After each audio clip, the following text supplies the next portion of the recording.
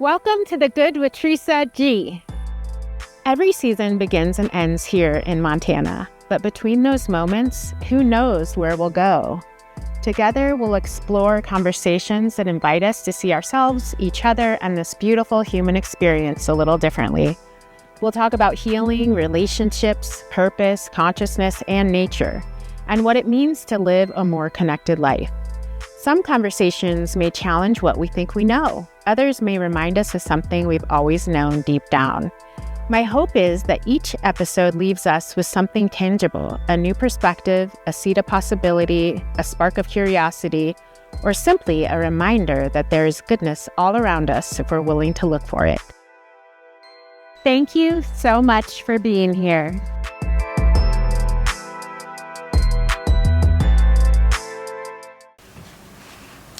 Today, I'd love to introduce you to Susan Beth, the Hello. woman. Hi. She is the woman behind the camera here at Strong, Confident Femininity. Susan understands the fears, insecurities, and worries so many women carry because they were once her fears and worries too. Probably still are sometimes. Yeah. And she also knows something powerful. So many of the stories we believe about ourselves are rooted in fear, comparison, and old narratives that simply aren't true. Mm-hmm. I like to call her my femininity fairy godmother because this woman somehow captured me in a softness and authenticness, a way of being that I honestly had not seen in myself before. So she is sort of like she knows how to bring it out in you. We're in her studio right now, and if you were here, you'd immediately understand the energy. It feels soft, it feels feminine, it has some great lights, and it just sort of helps me exhale and calm. That seems to be sort of your magic power.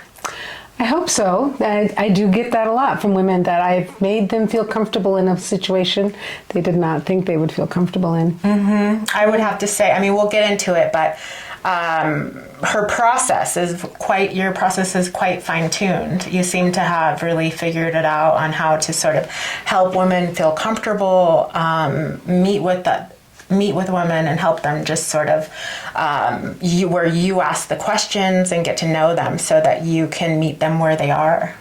Yeah, there is a certain amount of that's in the structured process that I've created.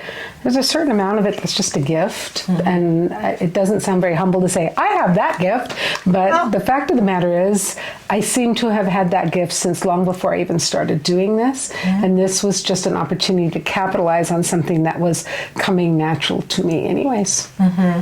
Well, let's start at the beginning. Okay. How did Strong Femininity, Confident Femininity start, this idea? So I think I've told this story many times about my mom, but way back when I was 13, my mom gave me pretty lacy camisoles to wear under my clothes in middle school. Not for anybody else to see, but just for me to know was there.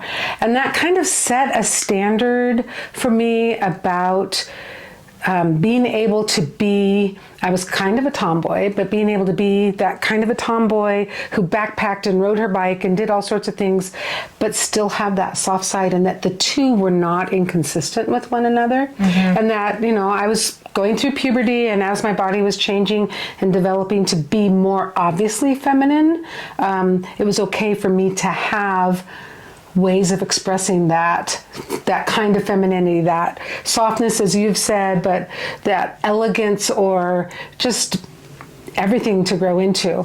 And then, fast forward many years after 40 years almost, probably, when I began to be a professional photographer, I kind of had an inkling that I liked this. I liked this type of work.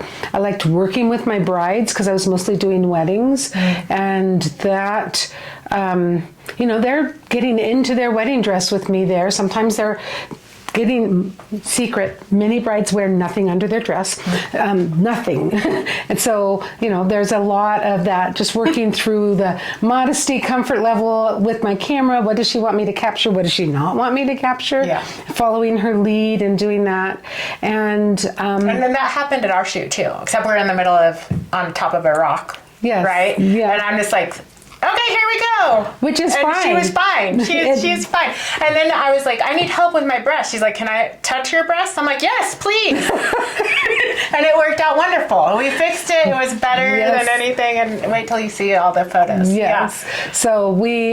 So I had this space in my home that I could make a studio. I had always been opposed to being a studio photographer, but this space, as you can see, there's great light in here. There's great light behind this curtain and in a room upstairs.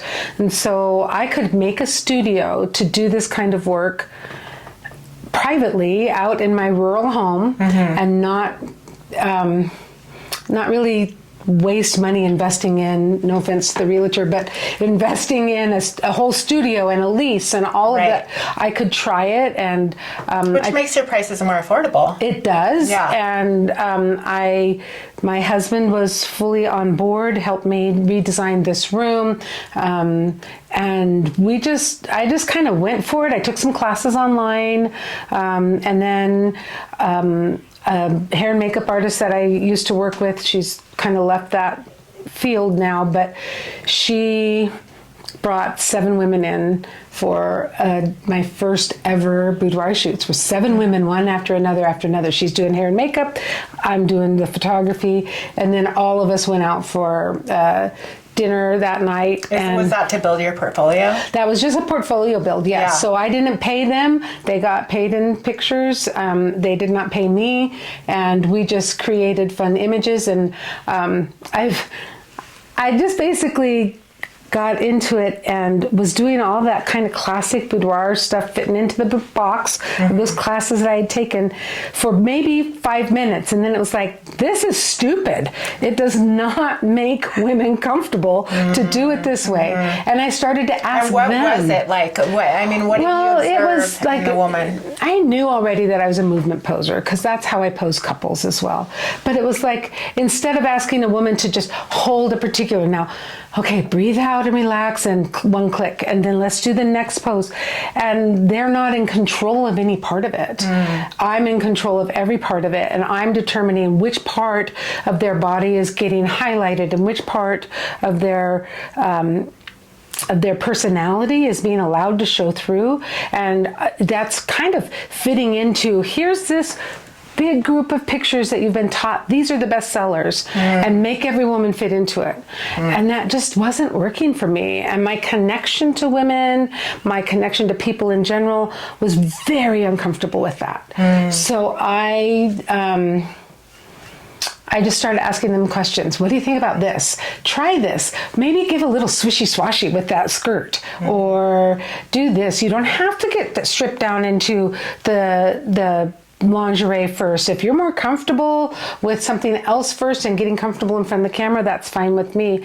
And at the end of the day, working with those women, it was like, this is not at all like what I saw in classes. And I'm not going to do what I saw in classes because these women had fun. These women expressed joy. And some of these women had modeled before, some of them had not, but every one of them said, you made me feel so comfortable. And I thought, well, I don't want to take pictures of women who are feeling uncomfortable. Right. And posed in a standard way that society has decided. Right. Yeah. And so what's come about, that whole standard way that society has decided, I've heard many women who've said, oh yeah, I did pictures, I didn't even recognize myself. One woman said they shared my pictures online and nobody recognized me. And I thought, well, what does that tell a woman? That tells her I needed to change you to make you successful. It's beautiful as you are. Yeah. And some of it is, that people will change your body shape.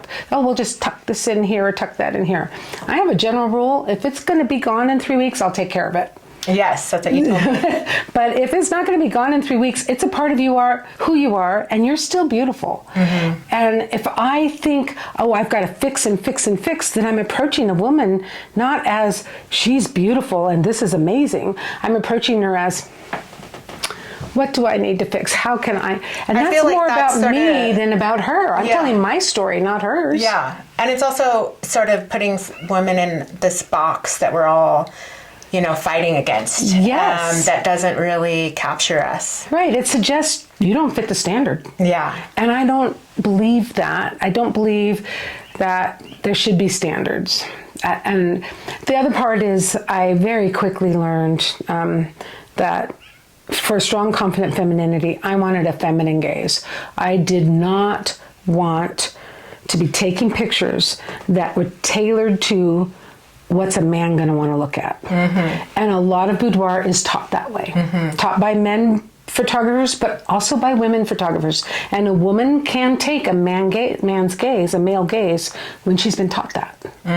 So I spent a long time really working on what is the feminine gaze? What does the feminine gaze look like? And I concluded for my studio and for me, the feminine gaze is defined as the way the woman in front of the camera wants to be seen. So I love that. She gets to put what she wants. Yeah. And so, the name Strong, Confident Femininity, that's what I aspire to, is to be confident in whatever manifestation of femininity there is in me. And the strong part is just to do it with confidence, but and with a little bit of strength. So I've had women come in and they don't want the softness. They don't want the lace. They want sleek. They want mystery. They want power. And we do power poses, and we talk about different ways to express power in different poses, and then they get to choose what of that works for them and get rid of what doesn't work for them. For some women, power is just sitting up straight and leaning in. For other women, power is moving like crazy with a whole bunch of fabric all around them and just framing themselves with all of this lace or fabric that I can't remember the name of right now, chiffon, all around them. That's power to them. That's for some women, their power is in their motherhood. And so maternity sessions work really well for them, or allowing their stretch marks from pregnancy to show, because that's where they feel the most confident and powerful and feminine, is in their motherhood role. Other women have never been mothers, maybe never will be mothers, and they come in and where they express their power is at work. And so prompts to them are things like, okay, just give me that look that says, I really know what's going on here. I'm catching all the clues, and I'm going to take care of this situation. And that prompt works great for them. Well, I noticed that you sort of moved me through the prompts also with my outfits. Like, you're like, this is a power outfit. And then I would move into my power. Versus the softness. By letting you choose what you wanted to wear instead of dictating, here's what you should wear because this is where we're going to be. Up in the mountain, we want flow. And I probably said, if you want flow, then big skirts and everything will catch the wind. But you brought a pencil skirt too, and that was a power outfit. And allowing you to choose that and that outfit, then it tells me, oh, you want to express this kind of power. And knowing that you had that outfit, but you also had a couple flowy outfits, and you also wanted to be flitting around in the woods a little bit. Which we'll show you those photos, because the flitting around in the woods ones are phenomenal. Like, it's like a storytelling. It's like a fairy tale almost. It is. It's like a fairy tale. It's like really a dream photo shoot. So what do you think women are needing or wanting right now when they come to you? It sounds like it's very varied. It's hugely varied. Are you seeing a theme though in this time? Do I see a theme? I think there's a little bit more freedom for women to choose what they want, and if that's that may be the very theme of it, is that they are free to express themselves as they experience themselves, as they want others to experience them. A lot of the other theme that I maybe see is women do not want to have to perform. They want to be authentic, but that is a scary thing for a lot of women, especially women with powerful jobs, a lot of different roles that they're playing, from mom and wife and whatever their job is, and volunteer and daughter taking care of older parents. And the more you slap on her, the more she's stuck in this performance of that particular role, and the less time she has to just let all of her be together in one place. And I'm not saying women shouldn't have roles. I'm not saying that performance should never happen. There are places where you do need to go into performance mode in order to be efficient and get the goal done. But all women need a place where they can drop the performance and just be vulnerable and seen for who they really are, and feel like somebody actually saw them and not just a slice of them. I mean, that's a really interesting conversation, because where do women go for that? My studio. Her studio. Well, hopefully, like, their partners or spouse can offer that, or sometimes they can, and sometimes it's a friendship group. Sometimes a women's group, a retreat, a place of worship that is non-judgmental for them, and that they can really connect with, is a place where you often lose those kind of roles. It just, or possibly just going within. Yes. Really sitting within. Well, and that, for some women, that is a place of worship for them. It's not that they're worshiping themselves, but worship is an inner dialogue. Inner within. journey. Yes. Yeah. So the main point is that they have something that matches for them to do that if they wish to feel seen. That's a really important point, is, finding those spaces that you are seen for your authentic self, as I throw all the papers. But because that's something that, as we rush around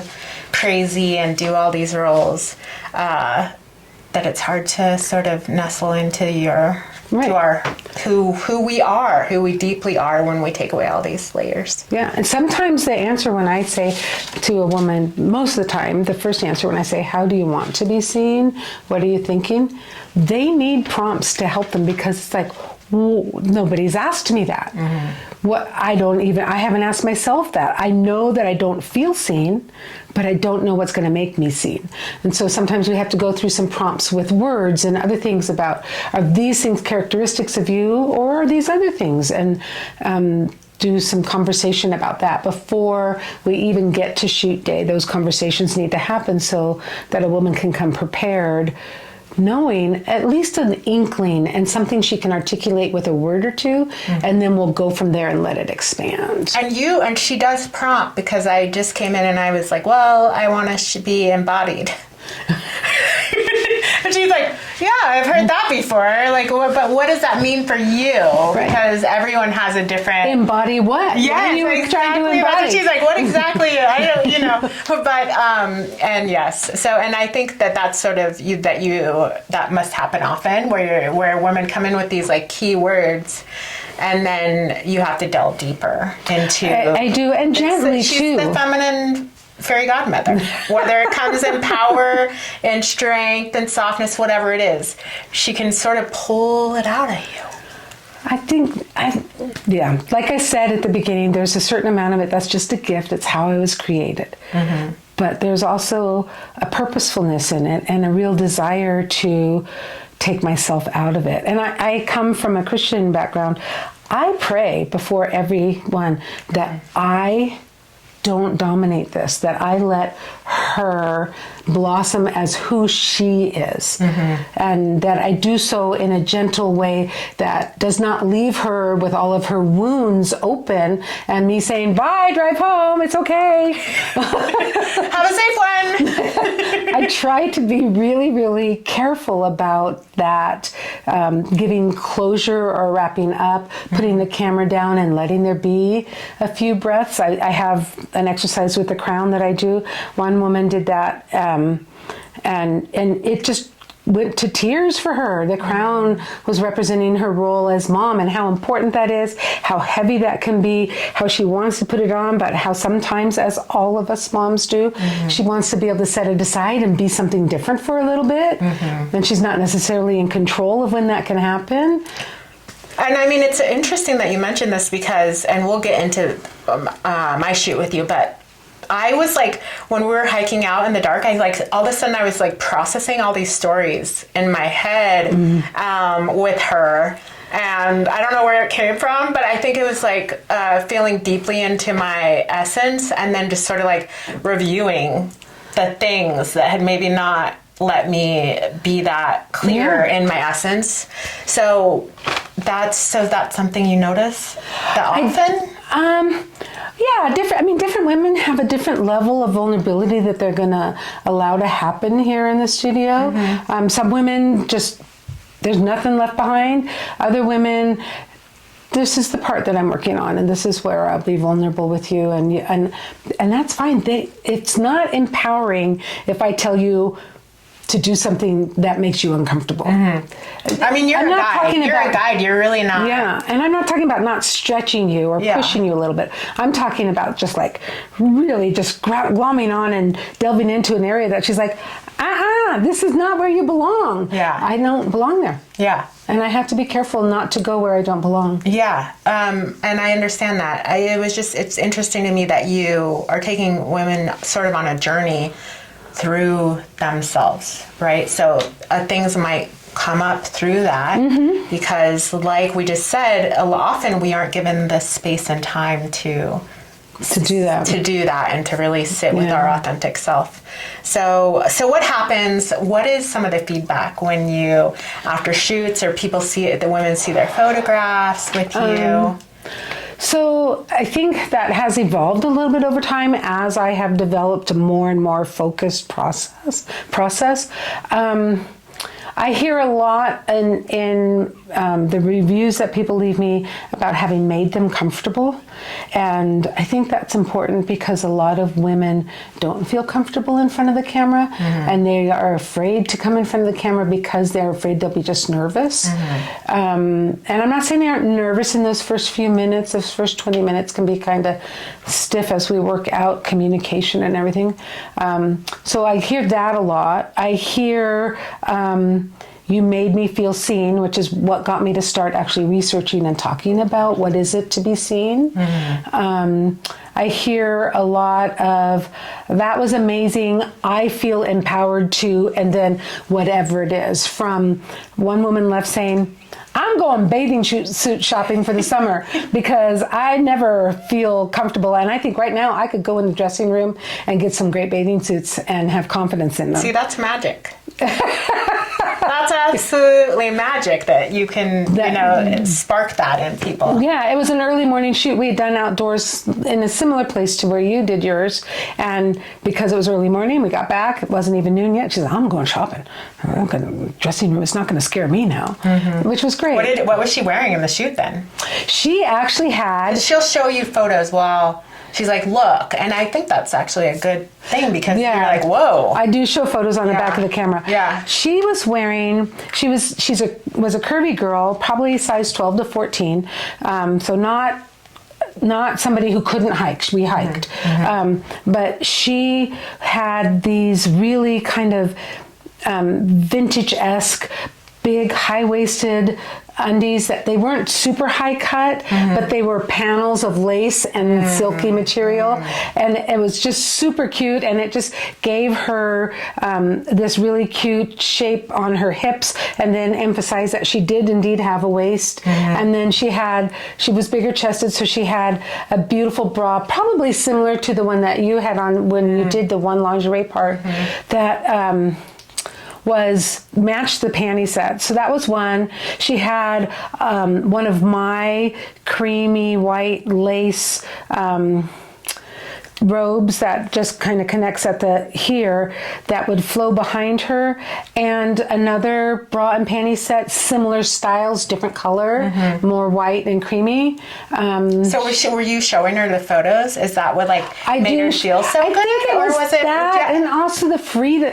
Again, the freedom to lay on the rock in the sun and to lean back, stretch back, and just let her body be in nature. And it's the whole process. I don't think there's one magic ingredient in the recipe.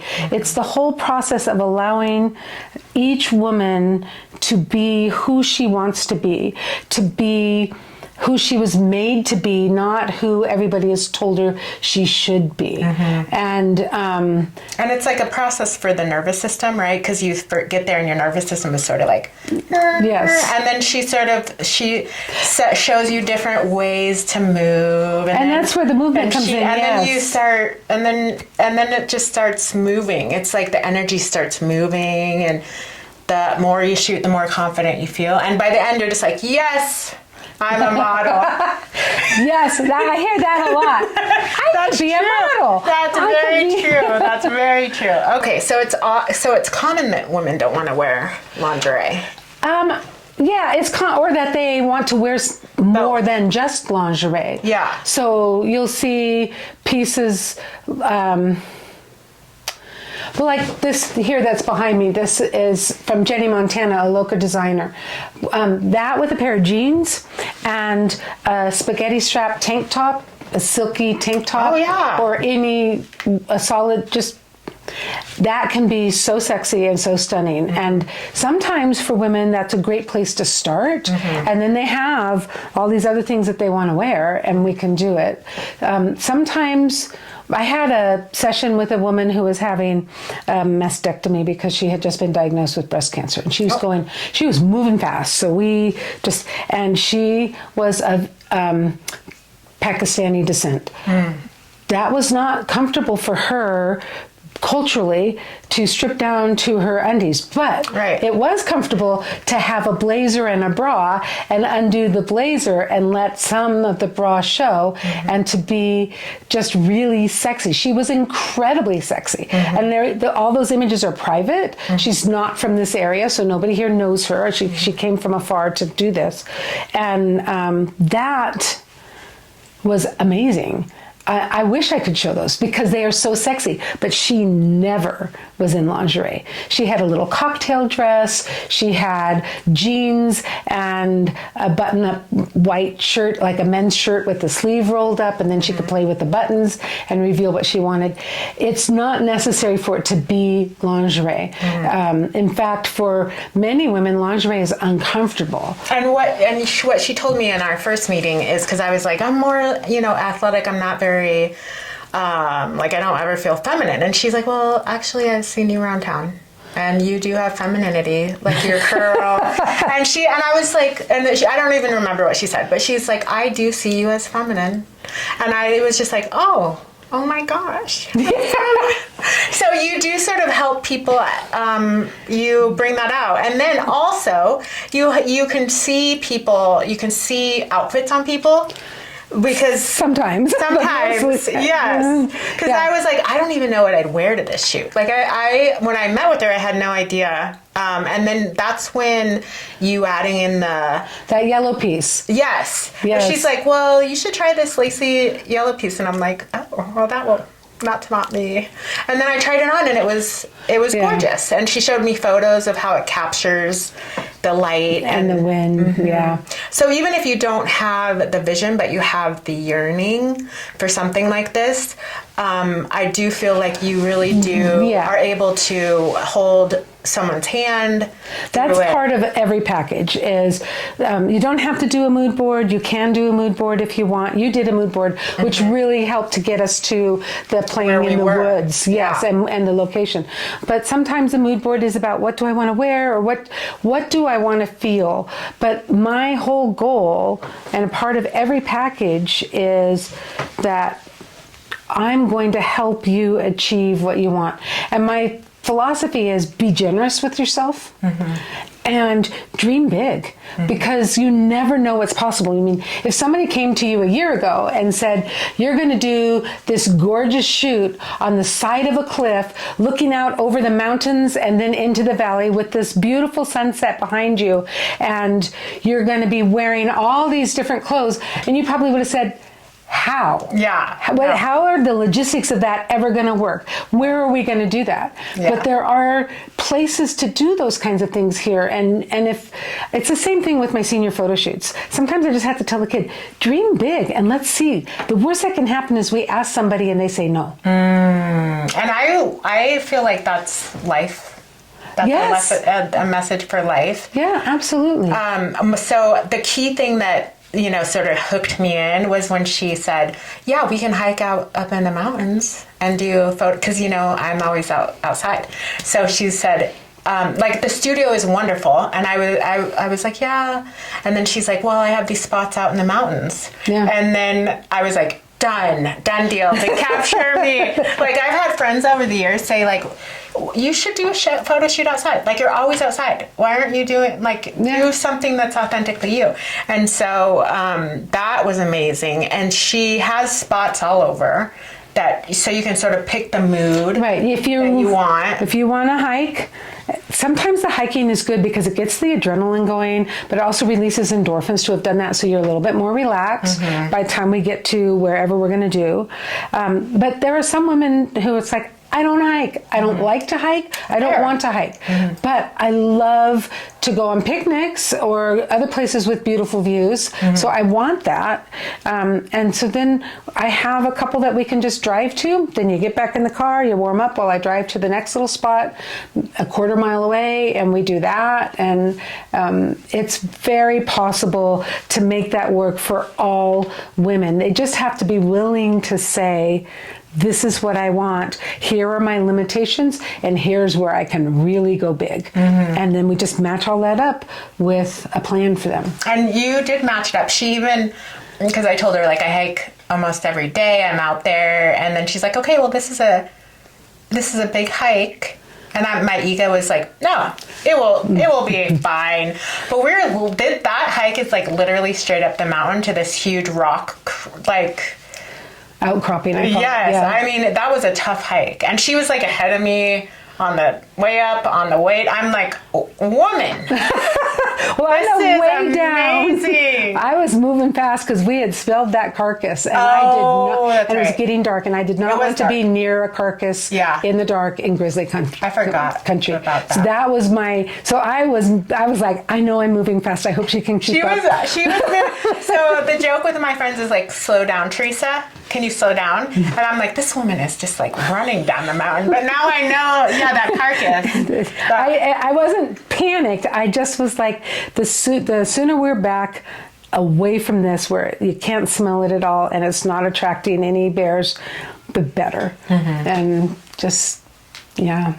So that rock, so we get up there, and of course I picked all like summer outfits, and it's May, and it's like in the evening. A little bit of storm clouds in the background. I mean, it was gorgeous. Yes, it was. It was so beautiful. Yes, and we got amazing photos. But you'll see in the videos here that most of the time I'm like shaking. Like, I'm literally, my whole body is shaking because of the cold. But she brought some outfits that were warmer, so we ended with those. Yeah. But I have to say that the whole process, like, I started off pretty darn nervous and pretty, constricted. And you even said, let's just give it 20 minutes and you're going to feel more connected. And then suddenly I was like in my own world, right? I'm like in my home. I'm in my Montana mountains, which really are where I'm rooted.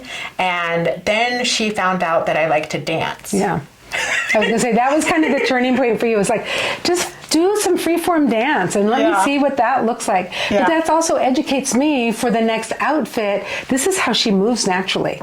So let's now put her in places and prompts that allow her to make those movements without any constrictions. That's some of that, is that gift, or is that just paying attention to the feedback and allowing it to control what my next moves are? I would say it's a gift, personally. Yeah, so then you know me, once I started dancing, it was like game over, right? Yeah. Because that's for me, that sort of centers me and brings Well, and even in your more power outfit where we had you actually sit and stuff, but still that dancing informed me about how you might sit in a way that's reflective of who you are and not what other people expect. Yeah. So, and I've even had there was my friend's little 12-year-old son saw some of the photos, and he's like, were you on a famous photo shoot, or what's happening here? And then he's like, is that you, or is that your daughter? And I'm like, and my daughter's like, oh, thank you. That's a compliment. Oh, that's nice. I know. Oh, that's So wonderful. yeah, you offer these outdoor shoots, you offer the indoor shoots, and I don't know, I want to think back to our shoot that we did, and anything I did want to mention, we did discuss the fact that whole process, we shot for 2 hours, right? Or It was right up at the last bit of light. And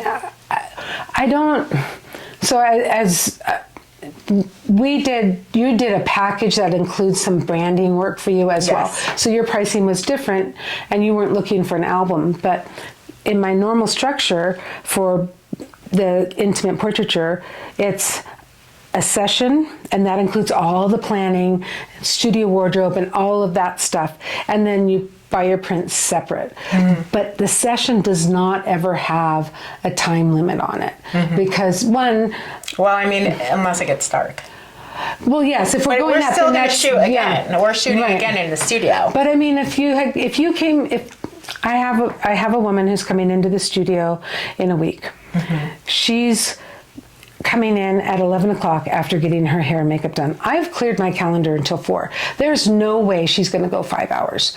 But I am prepared to work with her until we both feel like we have a complete gallery. She needs to feel like, and usually between 3 to 4 hours, they'll be like, I really think we've done everything I expected or wanted. To be honest, you get into it. She gets really. She's like, listen, her mind and your creative side, she will just start. I get into the zone, and then she gets into the zone, and she's like, just one more photo. Let's just try this. Oh, wait, hold on. But I noticed that's when you really start getting super creative with the ideas. That's when we got some of the amazing sunset photos with the trees, with the dress and that. Yes. And it's like a triangle, and then we got the tree. Yeah, then we got the ones in the trees. Yeah. I don't even know. You guys will see these, but I don't even know what to do with all these. I'm like, do I frame them?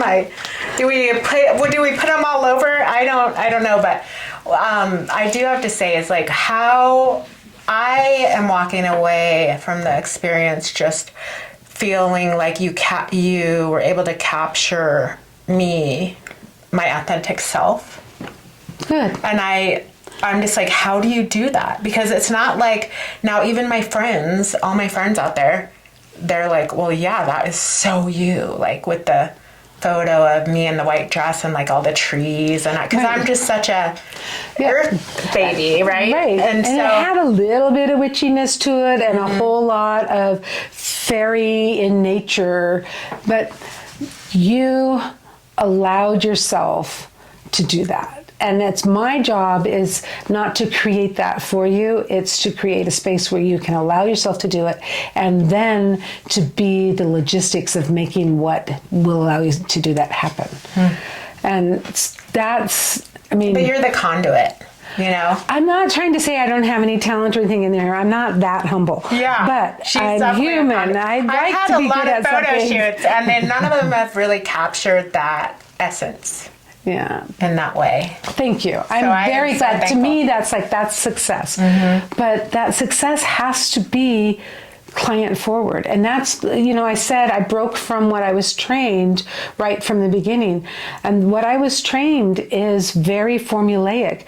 But if I'm asking women to not be performative, I cannot put them in a formulaic place. Yeah. So you have to come in open. I have to come in incredibly open, incredibly open. And also really prepared based on the consultation that I have with women in advance. I need to come in with every little thing that I noticed about her. Sometimes my notes are just a word here and a word there, but I need all of that to be fresh in my mind. There was a time where I would put up words around the studio to remind me of what she wanted. Now I've kind of outgrown that, and I can integrate what they wanted a little bit more easily without having to do that. And how special is that for someone to pay that much attention to you? Because I feel as women, you know, all these little details are just so missed all the time. So it's so nice. Like she sat me down. You sat me down in the first meeting, and she showed me the Pinterest board. And I'm like never been on Pinterest. I know. I don't know what that is. That bad? It's okay. No, I only use it for work. Okay. And then we were like looking, and then so what she did is she captured photos similar. Like she remembered the ideas or the feelings of those and the essence, and that's where our storyboard was sort of born. Yes. Yeah. Exactly. Yeah. And you added to it. I try to seed it with things that I think if we use a Pinterest board, not everybody does, but if we do, I try to seed it with images that I think are in line with what the woman has expressed. If I can bring them from my own gallery and ones that I'm allowed to share, then I do. And if I have to go searching for another photographer who I think brings in the element she's talked about, I can do that. Okay. But then this is a great place for her to be able to say, not that one, you missed it on that one, and here are the things that I like instead. And then I invite women to tell me, what do you like about this photo? Because you might love it, she might put it in there because she likes the makeup. And I can look at it and say, well, I see something different here, and that's not really what I expected from you. And she can say, oh, no, it's just the makeup. Oh, okay, that makes sense. She liked this part of the makeup, or she liked the fingernails, or she liked just the mood. And it's not her body type, it's not anything like my studio or anything, but just that whole mood that the photo puts off. How can we recreate that mood with the tools that we have? And you had to tell me that, because I was like, well, I don't know if this photo is gonna look, I can't ever look like that. And she's like, no, it's the mood. Yeah. It's the mood. And we captured it was the mood. We were building mood. Yes. With the Pinterest boards. Yeah. A lot of mood. But it's only one part of my communication and our communication. Yeah. And for some women, it doesn't work. But if I don't offer lots of different ways for us to communicate, and I only offer one way, for some women, it's not going to work. And then I don't get the communication that I need in order to bring out in them what they want brought out.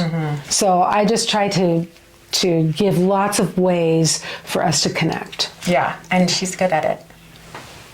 So how many of your clients, because a lot of times when you're getting your photos taken, the photographer has all the rights, but how many of your clients ask, like, will you please not share these on social? And I just want to say that is an option. She was so nice about it. Because I was like, a lot of these, I don't know if I just want to be shared without permission. And of course, now that I have them, I'm like, oh yeah, we should just share those everywhere. So that is not uncommon. See, right? As soon as you see them, at first you're just like having your eye, like, I don't want anyone to see it. And then they look so authentic to me that I'm like, well, anyone could see it. It's fine. So I'm going to use technical language because I have a lawyer background. I own the copyright for all of those images, so nobody can use those images for their profit. You couldn't say, this is going to make a great movie poster. I'm going to sell it to my friend who's developing a movie about a woman lost in the woods, and I want, and we couldn't do that. They would have to approach you. They would have to approach me. And get However, I do not need my clients to be my models for my public portfolio. Some women want me to. Some women are just like pushing me, please use my photos. That makes me feel empowered. That's a minority of the women. When they do, I'm so excited. But most women are don't use any. And there's another small group. So say 20% say, oh, you can use them, and 20% say, I'll choose some that you can use, but don't use these other ones. And then the 60% are, don't use any of them. I don't want anybody to know. And I'm fine with that, because this was about her. And how empowering is it if she gets these great images that she loves, but they're private to her, and I start making them, that just completely destroys every bit of work that we just did together. So I'm very careful about that. And I have models who are always, if I have something I want to try, or if I do something with a client, I'm like, oh, I haven't done this before, but I really like it, and I want to incorporate some of this into more of my photography, I can call up a model. And honestly, I've got women who will model for me for free. They just like the way it makes them feel. I can see that now. Yeah. Yeah. So that makes sense. So I just wanted to make sure that you know that too. So it's not like it's an automatic thing, because I have gotten flack from some photographers, and they've shared photos, and I'm like, but I said no to that, you know. Yeah. They I just shared don't tag what me. you put. I shared, like you did a story or a post, and I did share that on. Oh, you shared that? Oh, Yes. she shared that. But you already had made it Yeah, public. exactly. And we had this conversation. Yeah. And now that I have the photos, they're so amazing. Like, I was looking at the one last night with the one where it's the outfit you brought, and it's like tied up, and it's on the sunset, and it's like glowing with a triangle. Yeah. And I'm like, where can I show this? This is amazing art right here. Because that's a very artistic piece. That's we'll put it up here because you guys should see it. It's that awesome. Okay. I was gonna say, let's move your hair back, just because I think it might be hitting there. There we go. Just there. I want everyone to hear you. Old lady hair with a gray just blings it out everywhere. The gray does? Yeah. Well, we're striped, both of us. Yeah. My aunt always says, like, you're striped. I'm like, yep. Okay. What role does softness and embodiment play in confidence? Or is that more my story, this softness and embodiment? Well, that is definitely your story, and it depends on the woman as to what role it plays. Some women come in and their whole story, their whole public persona is softness. And for them, what they're looking for is the strength and the power, and they want to cultivate some of that. For other women like you feel like, I run around with a purpose all the time, and there's this part of me that is softer, more ethereal, more magical, that people don't see because I'm getting stuff done. I'm writing contracts and, all this showing stuff. houses, making appointments, managing calendars, doing all of that stuff. So each woman comes seeking that which is a match for her. It's like if she has a public persona, she needs that private part to fit into that. And my job is to find that. So some people, I've had women come and they're like, I don't think I'm powerful. And I'm like, I've seen what you're doing with your kids. You're powerful. But it's done in a way that is not stereotypical for power, for a powerful woman. It's not. So let's kind of explore that. So that, like that crown exercise with the other woman, I said that she used the crown as a motherhood thing. For women where motherhood is where they think their strength is, and everything else they feel kind of soft on, or just bring it out. Other women, it's like, I have all this strength, but I want people to know, I want them to see that I am not invincible, and you got to be careful with me from time to time. And it's not okay to just treat me like I'm the durable mat at your front door that you can wipe your feet on and go on, and I'll always be there. You just wash me off and send me out again. And that is, so it's each woman. And, embodiment. So it sounds like it's not a different story. Every woman, like I came in and said, I'm not very feminine. And you're like, well, you are. But so every woman comes sort of in saying, well, maybe that's not what I am? And is that what they're trying to capture? No, or? some women come in like you saying, I have a part of me that I want to show that I don't think gets seen very often, even if I'm only showing myself. Other women come in saying, I am celebrating something really big, and I just want some images where I have the freedom to celebrate and not feel like I'm going to intimidate all of the people who didn't have the same accomplishment or not. That whole intimidation story. Yeah, like strong women are so intimidating. Yes. So every woman's story is different. And I said this recently, I'm going to try to say, because I said it so well, and I want to try to get it right. A woman comes to me saying, I just got this promotion. I'm doing this. I've always wanted to do this. I've always just wanted to feel that sensual and sexy, and I've been a little shy about it. And we have a great time. Another woman comes in and says, my husband left me. I had to go back to school and figure things out, and he has just said the cruelest things about me and to my children and to his new person. And I need to see the beauty in me because he's been tearing it down for years. And absolutely gorgeous women. Both of those women need me to see them, but they need me to see different things. And they need to get from the session something completely different. Even though the photography skills are the same, the relational skills and the relational reflection in the photos needs to be different for each of them. And that's where I said, I jumped out of the box of this is the one that they will buy because they want their husband to see it. And this is the one that they will buy because they love it. And this is the one that they will buy because they want their daughter to feel that way someday. I mean, because ultimately, is it even about men? Not in my studio. Yeah, I mean... I say they're an afterthought. They're not an afterthought, they're an extra thought. Or like attracting. They're going to like it. Or should we say attracting? Like, not even men. Are the photos... aren't for attracting here. They aren't for somebody else's sensual pleasure. Yeah, exactly. They're for the woman in the photo to have felt good making them and felt good looking at them. Feel good looking at them. The idea. Yes. Yeah.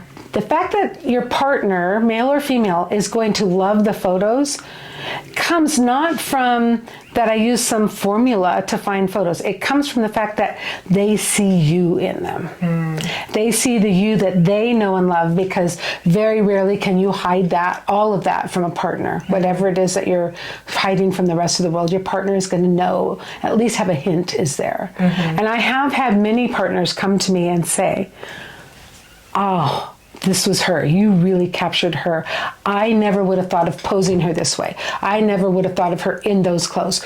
But somehow this is her, and you did that. And I am so grateful for that.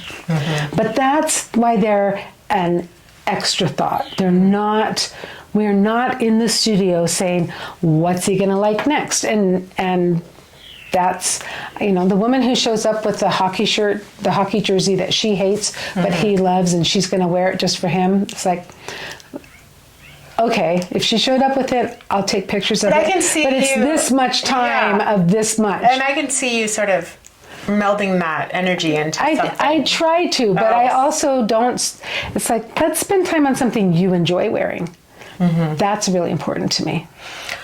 I mean, from this conversation, what I've gathered is that femininity is just so broad. Do you think that femininity overall is misunderstood after sort of working with it and helping to bring it out in women? In many ways, I do think that. And I don't want to ever put women in a box. But I think, having experienced so many women, you've probably experienced this as well. When women get together, there is something that bonds us together. But it is not something visual. It is not the way that we talk. It's something, in your vernacular, it's an energy that men do not have. Correct. And it's a spirit that they can't embody. Women can. That part, I think, all women have some of that. No matter what their life experience is, they all have some of that. Where we begin to think, I'm not very feminine, is when we are comparing ourselves to some media standard that has been thrown out there, or some person that we hold on a pedestal that probably wishes they weren't on that pedestal. And we're saying, I'm not like her, so I can't possibly be very feminine. I grew up in a time, and you did too, I'm a little older than you, but you did to a certain extent too, where feminism had a really strong message. It was, and it still is political, and there are still certain issues that feminism goes around. But it was responding to women having been put in a box for a long time in traditional roles for women and not having access to other women. And I think that they went so far in that pendulum swing that they began to also tell women how they're supposed to be. And if you weren't here, you should be all the way over here. But there's all this room in here for women. And women should be allowed to be what they want. If a woman wants to be a stay-at-home mom, she still has great value. If she wants to not have children and be a partner in a law firm and making big deals, she still has great value. And she's still a woman in both those cases. And the idea that we're telling women she has to be one or the other, or it's this part of your life is more valuable because you were doing this part, whether it's you're more valuable when you're mothering or you're more valuable when you're professionaling, it doesn't. That's just bullshit. Can I swear on your podcast? You can do whatever you want on my podcast, can't we?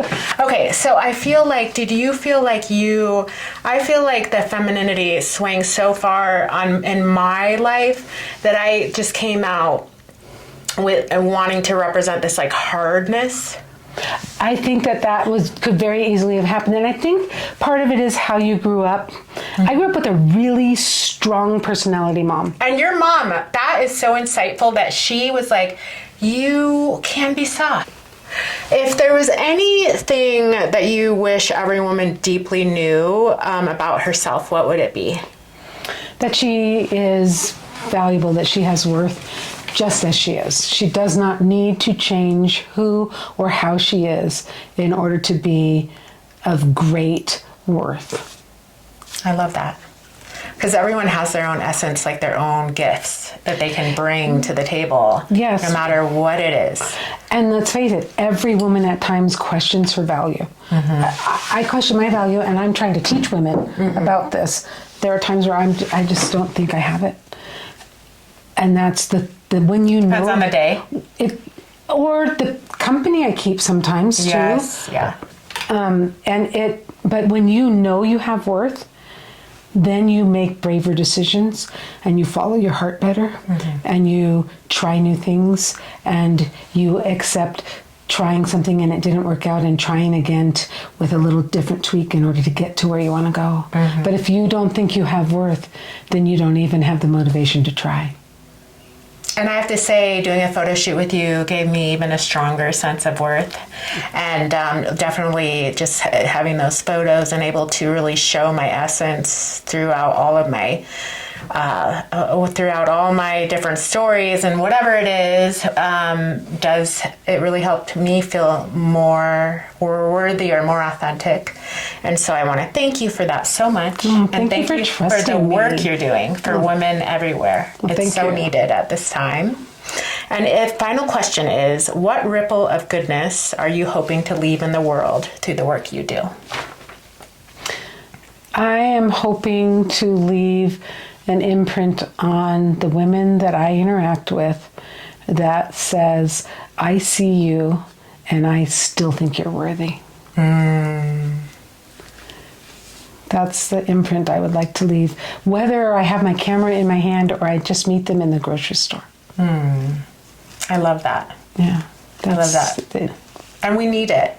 Women need that right now. We do. Yeah. Yeah. It's important. Thank you so much. Thank you. Well done. You're a gift. You're a gift. Thank you.